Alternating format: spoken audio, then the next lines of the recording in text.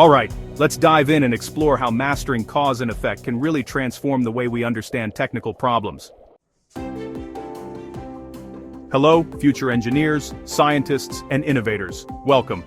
Today we're unlocking one of the most powerful patterns of thought in the technical world: cause and effect. This isn't just about grammar, it's about understanding the very mechanics of how things happen, how systems interact, and how to explain it all with crystal clarity. Think of a simple domino chain. You push the first domino, that's the cause. It falls and knocks down the next one, that's the effect. But in that second domino, the effect instantly becomes a new cause, leading to another effect. This is a chain reaction, and it's everywhere in our fields. In technical English, we use special signal words to act as arrows pointing out these relationships. Let's build our vocabulary. Alright, to introduce a cause, we use words like because, since, due to, and as a result of. These words help us clearly connect the dots between cause and effect. Let me give you some concrete examples. In structural engineering, we might say, due to prolonged stress, the metal beam began to fatigue. Here, the prolonged stress is the cause, and the metal fatigue is the effect. It's a pretty straightforward relationship once you see it, right? Now, let's look at software development. We could say, since the code lacked proper error handling, the application crashed unexpectedly. The missing error handling is the cause, and the crash is the effect. It's amazing how clear things become when you break them down like this, isn't it? Alright, now, let's flip it around a bit. To introduce an effect, we use words like therefore, consequently, thus, as a result, and so on. In the field of environmental science, we might say, carbon emissions have risen dramatically, consequently global average temperatures are increasing. It's a clear cause and effect relationship.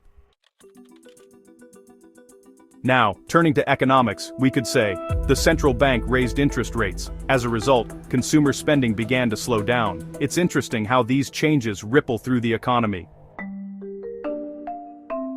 But here's where it gets really interesting. Often there isn't a nice, neat signal word. The relationship is hidden in the verbs themselves. Listen to this sentence. Overheating damages the processor. The verb damages itself connects the cause, which is overheating, to the effect, which is a damaged processor. No, because, or therefore is needed.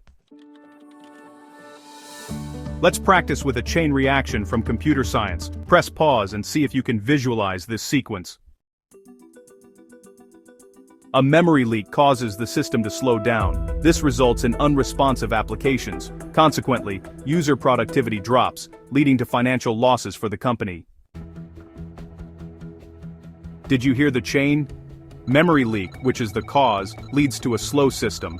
That slow system then becomes the cause for unresponsive apps. Those unresponsive apps in turn result in lost productivity. And well, that lost productivity eventually leads to financial loss. One initial problem created a cascade of consequences. Understanding these chains is what allows us to perform root cause analysis to troubleshoot complex systems and to predict the outcomes of our actions. It's really the foundation of problem solving. In our next session, we'll take this further and learn how to map these complex relationships visually and use them to create powerful, persuasive technical documents.